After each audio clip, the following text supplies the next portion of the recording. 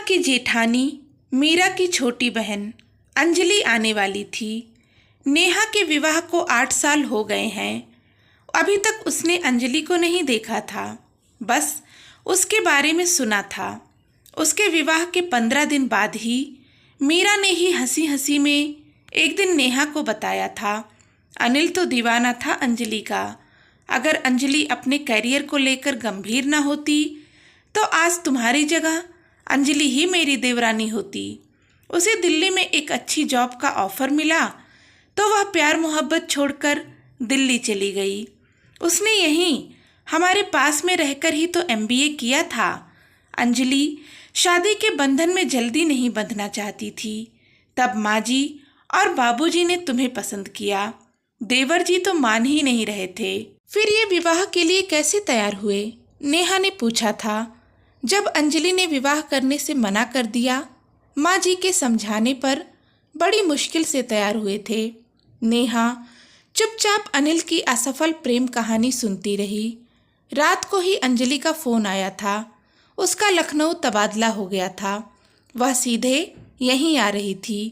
नेहा जानती थी कि अंजलि ने अभी तक विवाह नहीं किया है। मीरा ने तो रात से ही चहकना शुरू कर दिया था। अंजलि अब यहीं रहेगी तो कितना मज़ा आएगा नेहा। तुम तो पहली बार मिलोगी उससे। देखना कितनी स्मार्ट है मेरी बहन। नेहा औपचारिकतावश मुस्कुराती रही।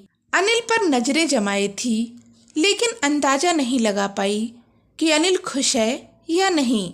नेहा व अनिल और उनके 2 बच्चे, जेठ जेठानी व उनके 2 बेटे, सास और ससुर जी लखनऊ में ही एक ही घर में रहते थे और सबके आपस में अच्छी अंडरस्टैंडिंग थी। सब खुश थे, लेकिन अंजलि के आने की खबर से नेहा कुछ बेचैन थी। नेहा सुबह अपने काम में लग गई। मीरा बेहद खुश थी। बोली, नेहा आज अंजलि की पसंद का नाश्ता और खाना बना लेते हैं। नेहा ने हाँ में सिर हिलाया। फिर दोनों किचन में व्यस्त हो गईं। टैक्सी गेट पर रुकी तो मीरा ने पति सुनील से कहा, शायद अंजलि आ गई। आप थोड़ी देर बाद ऑफिस जाना। मुझे आज कोई जल्दी नहीं है भाई, इकलौती साली साहिबा जो आ रही हैं। सुनील हंसा। अंजलि ने घर में प्रवेश कर सबका अभिवादन किया। मीरा उसके गले लग गई। फिर नेहा से परिचय करवाया। अंजलि ने जिस तरह से उसे ऊपर से नीचे तक देखा, वह नेहा को पसंद नहीं आया। फिर भी वह उससे खुशी खुशी मिली।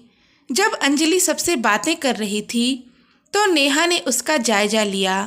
सुंदर, स्मार्ट, पोनी टेल बनाए हुए, छोटा सा टॉप और जीन्स पहने हुए छरहरी अंजलि काफ़ी आकर्षक थी। जब अनिल फ्रेश होकर आया तो अंजलि ने फौरन अपना हाथ आगे बढ़ाते हुए कहा, हाय कैसे हो? अनिल ने हाथ मिलाते हुए कहा, मैं ठीक हूँ, तुम कैसी हो? कैसी लग रही हूँ? बिल्कुल वैसी जैसे पहले थी। नेहा के दिल को कुछ हुआ, लेकिन प्रत्यक्षतया सामान्य बनी रही। उसके सास ससुर उससे दिल्ली के हालचाल पूछते रहे। मीरा व अंजलि के माता पिता मेरठ में रहते हैं। नेहा के माता पिता नहीं हैं। एक भाई है जो विदेश में रहता है। नाश्ता हंसी मजाक के माहौल में हुआ। सब अंजलि की बातों का मजा ले रहे थे। बच्चे भी उससे चिपके हुए थे। नेहा के दोनों बच्चे थोड़ी देर तो संकोच में रहे, फिर उससे हिल मिल गए। नेहा की बेचैनी बढ़ रही थी। तभी अंजलि ने कहा, दीदी अब मेरे लिए एक फ्लैट ढूंढ दो। मीरा ने कहा, चुप कर, अब हमारे साथ ही रहेगी तू। सुनील ने भी कहा, अकेले कहीं रहने की ज़रूरत नहीं, यहीं रहो। सुनील और अनिल अपने अपने ऑफिस चले गए। ससुर जी पेपर पढ़ने लगे। सासू माँ तीनों से बातें करते हुए आराम से बाकी काम में मीना और नेहा का हाथ बटाने लगीं।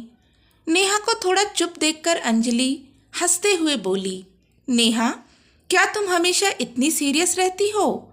मीरा ने कहा, अरे नहीं, वह तुमसे पहली बार मिली है, घुलने मिलने में तो थोड़ा समय लगता ही है ना। अंजलि ने फिर कहा, फिर तो ठीक है, वरना मैंने तो सोचा अगर ऐसे ही रहती होगी तो बेचारा अनिल तो बोर हो जाता होगा। वह तो बहुत हंसमुख है। दीदी, अनिल अब भी वैसा ही है, शरारती, मस्त मौला, या फिर कुछ बदल गया है? आज तो ज़्यादा बात नहीं हो पाई। मीरा हंसी। शाम को देख लेना।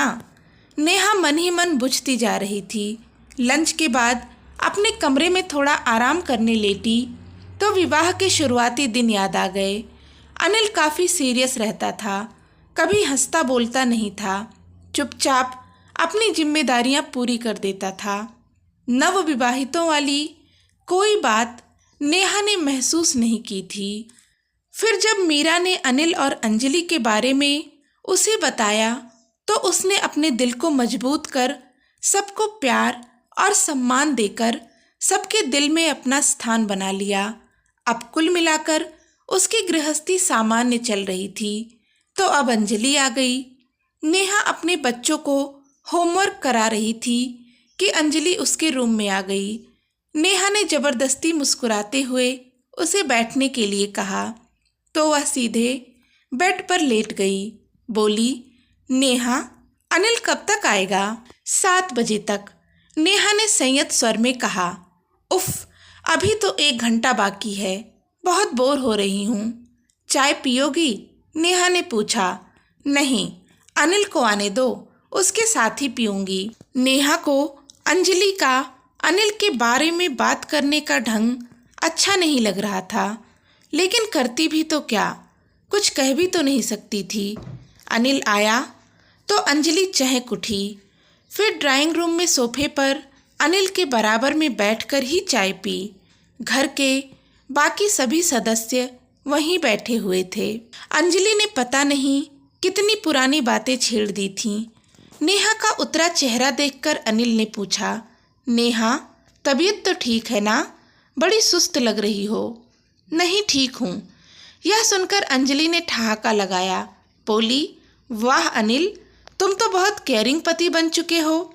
इतनी चिंता पत्नी की? वह दिन भूल गए जब मुझे जाता देखकर आहें भर रहे थे। यह सुनकर सभी घरवाले एक दूसरे का मुंह देखने लगे। तब मीरा ने बात संभाली। क्या कह रही हो अंजलि? कभी तो कुछ सोच समझकर बोला कर। अरे दीदी, सच ही तो बोल रही हूँ। नेहा ने बड़ी मुश्किल से स्वयं को संभाला। दिल पर पत्थर रखकर मुस्कुराते हुए चाय नाश्ते के बर्तन समेटने लगी। सब थोड़ी देर और बातें करके अपने अपने काम में लग गए। डिनर के समय भी अंजलि अनिल अनिल करती रही और वह उसके हर बात का हंसते मुस्कुराते जवाब देता रहा। अगले दिन अंजलि ने भी ऑफिस ज्वाइन कर लिया।